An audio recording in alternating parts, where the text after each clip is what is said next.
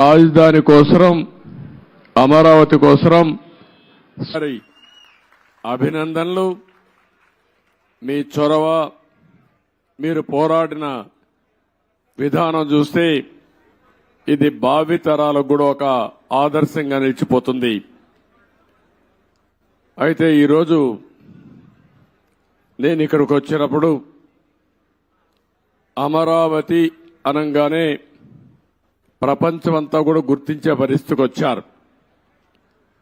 అయితే ఈరోజు ఒక విషయం ఎక్కువంటే అందుకు గుర్తుపెట్టుకోవాల్సిన, ఆంధ్రప్రదేశ్ అంటే ఏపీ.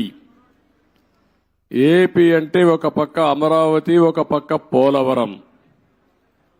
అమరావతి మనందరికీ ఒక చిరునామా, ఒక ప్రజా రాజధానిగా 5 కోట్ల ప్రజానీకానికి ఒక దశ దిశ నిర్దేశించే రాజధానిగా, మన పిల్లల భవిష్యత్తును తీర్చిదిద్దే రాజధానిగా, ఎవరైనా ఏదైనా చిన్న పనులు చేసుకోవాలంటే ఏ చెన్నైకో బెంగళూరుకో హైదరాబాదుకో పాసి పనులు కూడా పోకుండా గర్వంగా నాకు ఒక రాజధాని ఉంది, ఇక్కడ పని చేసుకోగలుగుతానని చెప్పడానికి నిర్మాణం చేపట్టినటువంటి రాజధాని ఇది.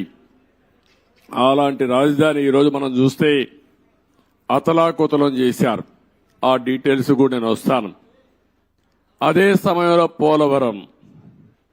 పోలవరం దక్షిణ భారతదేశంలో ఎక్కువ నీళ్లుండే నది గోదావరి నది. పోలవరం పూర్తి చేస్తే నదుల అనుసంధానం జరిగితే రాష్ట్రంలో ప్రతి ఒక్క ఎకరాకు నీళ్లు ఇచ్చే అవకాశం ఉంటుంది. ఈ రెండు కూడా మనం ఒక్కసారి ఆలోచించుకున్నప్పుడు రాష్ట్ర విభజన జరిగింది. హేతుబద్ధత లేదని పోరాడాం. అన్యాయం జరిగిందని అందరం కూడా గట్టిగా నిలదీసే పరిస్థితికి వచ్చాం. ఆ సందర్భంలో ఒక ఆర్థిక నగరమైనటువంటి హైదరాబాద్ నగరం తెలంగాణ రాష్ట్రానికి వెళ్తుంది కాబట్టి మళ్లీ ఇక్కడ ఒక నగరం కట్టుకోవాలంటే దీనికి తోడ్పాటు ఇస్తామని, ఇంకొక పక్క పోలవరాన్ని పూర్తి చేస్తే ఈ రాష్ట్రానికి కొంతవరకు వెసులుబాటు వస్తుందనే ఉద్దేశంతోనే ఈ రెంటికి కూడా విభజన చట్టంలోనే ప్రత్యేకంగా మెన్షన్ చేస్తూ ఒక పక్క పోలవరాన్ని జాతీయ ప్రాజెక్టుగా, అమరావతికి ఆర్థిక సహాయం చేయడానికి ముందుకొచ్చారు. అయితే ఈరోజు మనం చూస్తా ఉంటే రెండు కూడా ఈరోజు రాష్ట్రంలో ఉండే 5 కోట్ల ప్రజలను ఓటే నేను కోరుతున్నా. ఈరోజు ఏదైతే మాకు ఓట్లు వేశారు ఇది ఒక హిస్టారికల్ విక్టరీ. చరిత్రలో నేను 45 సంవత్సరాలుగా చూశాను కానీ ఆంధ్రప్రదేశ్ రాష్ట్రం ఏర్పడిన తర్వాత భారతదేశ చరిత్రలో కూడా ఇంత పెద్ద విక్టరీ ఎప్పుడూ రాలేదు.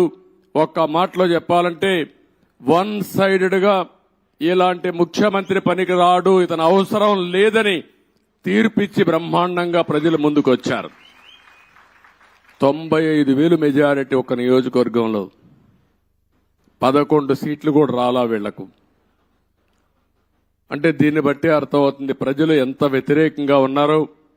దుష్ట పరిపాలన అనడానికి దీనికంటే వేరే తార్కాణం అవసరం లేదు. కానీ మమ్మల్ని గెలిపించారు. అంతటితోనే రాష్ట్రంలో ఉండే ప్రజల యొక్క బాధ్యత అయిపోలేదు. ఆ విషయం నేను గుర్తు చేయదలుచుకున్నాను. అనునిత్యం మీరు ఆలోచించాల్సిన అవసరం ఉంది. రాజకీయాలకు పనికిరాని వ్యక్తి, ముఖ్యమంత్రికి అర్హత లేని వ్యక్తి ఆ పదవి వస్తే ఏం చేస్తాడో 5 సంవత్సరాలు మనం చూశాం. ఈరోజు పోలవరం గాని అమరావతి గాని వ్యక్తిగత సంపద కాదు.